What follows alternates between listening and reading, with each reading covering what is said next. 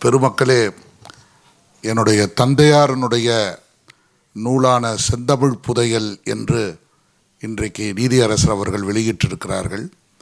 இது என்னுடைய தந்தையை பற்றி பல நிலைகளில் அவர் பேசிக்கொண்டே இருக்கிறார். அவருடைய உரைகள், அவருடைய அணிந்துரைகள், கட்டுரைகள் எதையும் நாங்கள் படிக்கிறதற்கு வாய்ப்பு கிடைத்ததில்லை என்று பலர் சொல்லி இதை ஸ்ரீராம் நிறுவனம் திரு சுந்தரேசன் அவர்கள் இது ஆண்டுதோறும் இம்மாதிரி ஒரு நூலை வெளியிடுகின்ற ஒரு பாங்கினை இந்த அமைப்பு வைத்திருக்கிறார்கள்.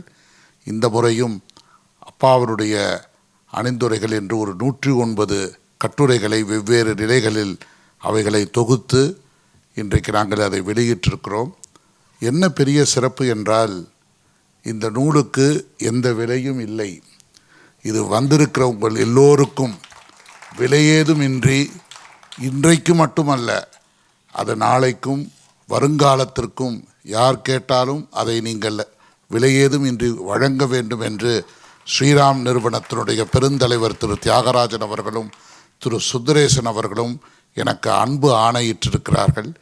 இதுதான் எனக்கு கிடைத்த ஒரு பெரிய மகிழ்ச்சி. என்னுடைய தந்தையாரனுடைய கட்டுரைகளை அனைத்தையும் தொகுத்து வெளியிடுவதற்கு இது ஒரு நல்வாய்ப்பாக கிடைக்கப்பெற்றிருக்கிறது. நாங்களெல்லாம் வளரும் பொழுது என்னுடைய தந்தைக்கு தந்தையாக என்னை வளர்த்த நயவுரை நம்பி டாக்டர் ஜெகத் ரட்சகன் அவர்கள் நாள்தோறும் என்னிடம் சொல்வார், ஏதாவது ஒன்று அப்பாவுக்கு செய் அருள் என்று. இந்த ஒரு வாய்ப்பு எனக்கு கிடைக்கப்பெற்றது. நயவுரை நம்பி டாக்டர் ஜெகத் ரட்சகன் அவர்களுடைய மிக அணுக்கமான நெருங்கிய தோழர் தான் மதுராந்தகம் தியாகராஜன் ஐயா அவர்கள். இன்றைக்கு அவர்கள் இந்த விருது பெறுவது, என்னுடைய தந்தையாருடன் மிக மிக நெருங்கி பழகியவர்கள் இந்த மூவரும்.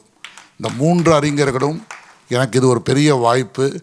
அவர்களை எல்லாம் இன்றைக்கு இந்த மேடையில் அழைத்து நீதியரசர் அவர்களுடைய திருக்கரங்களால் இந்த விருது வழங்கப்பட்டதற்கு நாங்கள் பெருமகிழ்ச்சி அடைகின்றோம்.